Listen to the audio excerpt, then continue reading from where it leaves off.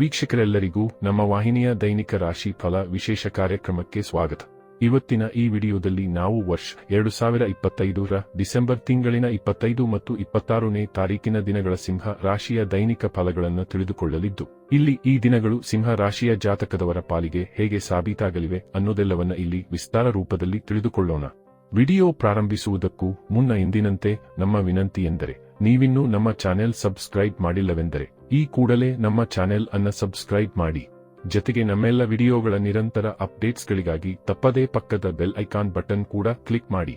ನಿಮ್ಮ ಜೀವನದಲ್ಲಿಯೂ ಏನಾದರೂ ಸಮಸ್ಯೆಗಳು ಬಾಧಿಸುತ್ತಲಿದ್ದರೆ ಈ ಕೂಡಲೇ ಸ್ಕ್ರೀನ್ ಮೇಲೆ ಕಾಣ್ತಿರುವ ನಮ್ಮ ಗುರೂಜಿ ನಂಬರಿಗೆ ಕರೆ ಮಾಡಿ ಶೀಘ್ರವೇ ಶಾಶ್ವತ ಪರಿಹಾರ ಕಂಡುಕೊಳ್ಳಿ. ವೀಕ್ಷಕರೇ, ಡಿಸೆಂಬರ್ ತಿಂಗಳಿನ 25ನೇ ತಾರೀಕಿನ ದಿನವೂ ಗುರುವಾರದ ದಿನವಾಗಿರಲಿದ್ದು, ಇಲ್ಲಿ ಪೌಷ್ಯ ಮಾಸದ ಶುಕ್ಲ ಪಕ್ಷದ ಪಂಚಮಿಯ ತಿಥಿ ಇರಲಿದೆ.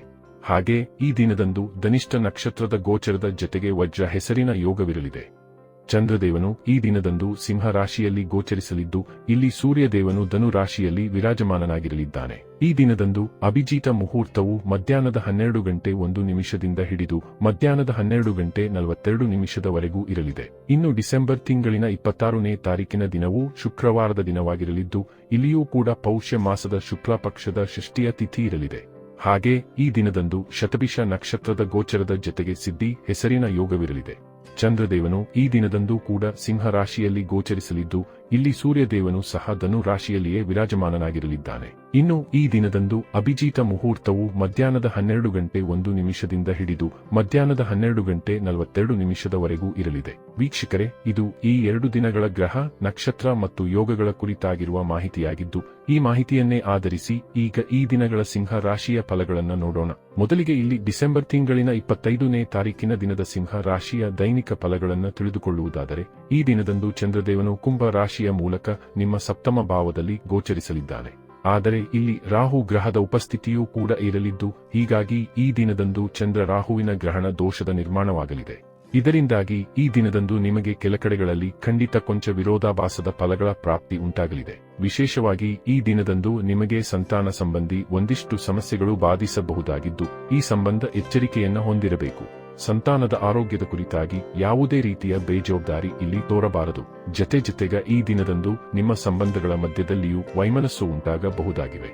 ಇಲ್ಲಿ ಸಂಬಂಧಗಳ ಮಧ್ಯದಲ್ಲಿ ಉಂಟಾಗಲಿರುವ ಭಿನ್ನಾಭಿಪ್ರಾಯಗಳಿಂದಾಗಿ ಸಂಬಂಧಗಳು ಮುರಿದು ಬೀಳಲು ಬಹುದಾಗಿದ್ದು, ಸಂಬಂಧಗಳ ಜತನದಿಂದ ಕಾಯ್ದುಕೊಳ್ಳಬೇಕು.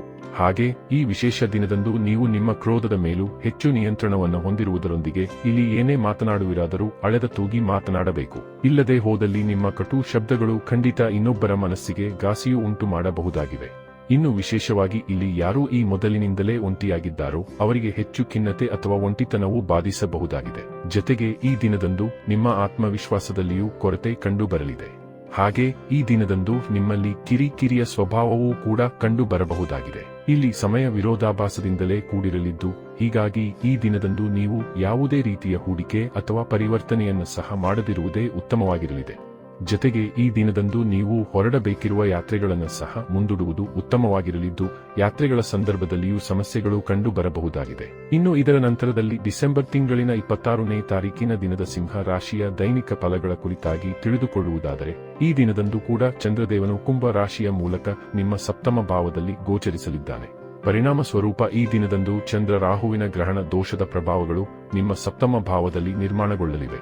ಇದರಿಂದಾಗಿ ಇಲ್ಲಿ ಸಮಯ ನಿಮ್ಮ ಹಕ್ಕಿನಲ್ಲಿ ಇರುವುದಿಲ್ಲ.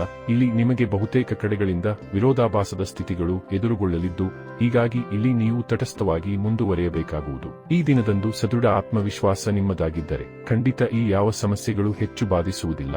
ಚಂದ್ರದೇವನು ಮನಸ್ಸಿನ ಕಾರಕ ಗ್ರಹನಾಗಿದ್ದು, ಇಲ್ಲಿ ಚಂದ್ರದೇವನು ಪೀಡಿತಗೊಳ್ಳುವುದರಿಂದಾಗಿ ನಿಮಗೆ ವಿಶೇಷವಾಗಿ ಮಾನಸಿಕ ಚಿಂತೆ, ಮಾನಸಿಕ ಕಿರಿಕಿರಿಯ ಅನುಭೂತಿಯೂ ಕೂಡ ಉಂಟಾಗಬಹುದಾಗಿದೆ. ಅಂದರೆ ಇಲ್ಲಿ ನೀವು ವಿನಾಕಾರಣ ವ್ಯಾಕುಲತೆಗೆ ಒಳಗಾಗಬಹುದಾಗಿದ್ದು, ಹೀಗಾಗಿ ಇಲ್ಲಿ ಕಾರಣವೇ ಇಲ್ಲದೆ ಮನಸ್ಸಿನಲ್ಲಿ ಒಂದು ರೀತಿಯ ಭಯದ ವಾತಾವರಣ ನೆಲೆಗೊಳ್ಳಬಹುದಾಗಿದೆ.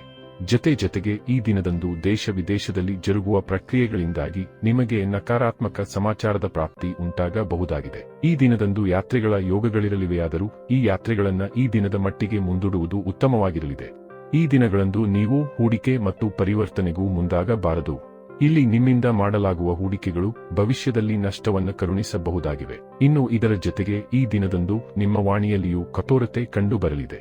ಇದರಿಂದಾಗಿ ಇಲ್ಲಿ ವೃಥಾ ಸಮಸ್ಯೆಗಳು ಕೂಡ ಹುಟ್ಟಿಕೊಳ್ಳುವ ಸಾಧ್ಯತೆಗಳಿರಲಿವೆ.